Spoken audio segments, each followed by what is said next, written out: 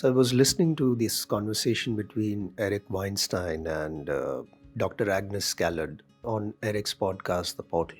And the argument was around the veil of ignorance argument or move by John Rawls. So, just to set this as a context, the veil of ignorance, broadly put out by John Rawls, the great philosopher, his point was that at most point in time when we take decisions, when we make the choices and actions, we do it in a certain context, and that context belongs to one's own hindsight bias, or one's own motivations, one's own interest, one's own experiences, insights, or let's say belonging to a group, the various in group out group exchanges of the past or potential for the future. So his point was that because there are these contexts which weighs heavily when you want to make choices in action, there is a possibility of it going biased in a certain direction without affording for the other person or the other side's thinking and feeling and beliefs and motivations about where they're coming from and the way they want to go. So his idea was that if you can put yourself behind the veil of ignorance where you do not know what you would be born as, where you would be, what resources, opportunities you would have, what groups you would belong to. Would you even arrive at the same choices and action? I think the point he was trying to drive is how do we ensure that we are taking the perspective of the other? So how do we develop critical thinking and critical feeling? Critical feeling being Eric Weinstein's terminology, which is a brilliant terminology because we focus a lot on critical thinking, but we're not as critical feeling. Well, we may argue and say that critical feeling could have some genus, it belongs to the genus of even where emotional intelligence belongs to or social intelligence belongs to, but that's for another episode. So, the veil of ignorance argument would afford you that if you did not know what you know now, what you have experienced now, what you have motivations for now, then would you still come to the same choice and action? And his point was that suppose if we were given this kind of thought experiment, then we may arrive at different choices and actions, perhaps. Eric saying he believes that it's not such a good move. I don't exactly remember what his argument was. Dr. Agnes Callard then came in and she said that the move of veil of ignorance argument of John Rawls is actually a move that belongs to the genus of stepping back abstractions.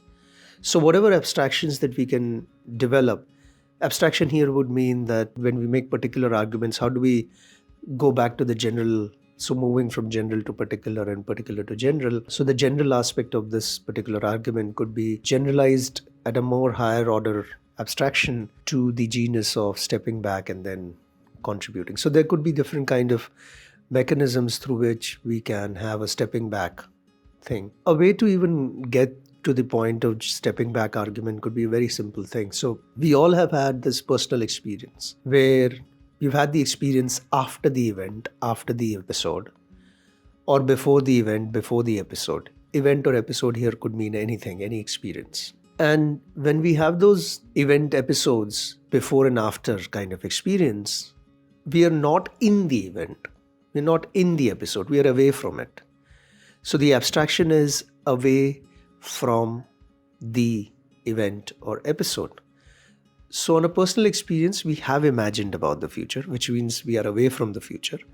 We have revisited the past memory. And in that sense, we've been away from that past memory. And when we are away from, there is a potential for similar or different experience to have, or a look to have, or a vantage point to have, or getting overwhelmed in some sense. So when we are moving away from, that is in a way a stepping back from genus, in a way, because we're not in the event, we're not in the episode, we're not in the past, we're not in the future, but we are in the moment where we are trying to bring it back and having an experience, or bringing it forth and having an experience about it. Now, if an individual can do that as a move, which most of us could do under normal circumstances as a normal human being, which means that we have the ability to have something which is stepping back from, stepping away from the event, from the episode, from the past, from the future. If we can do that for our own self, the question then is, can we do it when the other person is in the context? Can that be invoked. Now we could also add this argument with another argument that whenever we have tried to bring back the past experience, past episode, past event, in trying to remember it, or we remember it voluntarily or without invoking it, or when we are thinking about the future, we imagine about the future. At different points of time, when we invoke these, we could be having different experience of the past or the future events, episodes, or we could be experiencing the same with incremental differences, which we may not notice. So, a key aspect of developing an empathy with somebody outside of us, which means another human being or another situation, another thing, another species, even before that, the question is, I think, an even more fundamental question is how good we are in taking perspective of our own past selves or future selves. How good we are in terms of being emotionally intelligent with our past selves and our future selves. So, if there is an intense event that has happened in the past, or an experience has happened, or an episode has happened, and when you're trying to relive it, automatically it comes up to your mind or you invoke it. At that point, when we are invoking them, and if that past episode, event, experience has been very intense, positive or negative, in the time that we are invoking, how intense is it? And the question is, why is it intense? Why is it not intense? Does it happen naturally?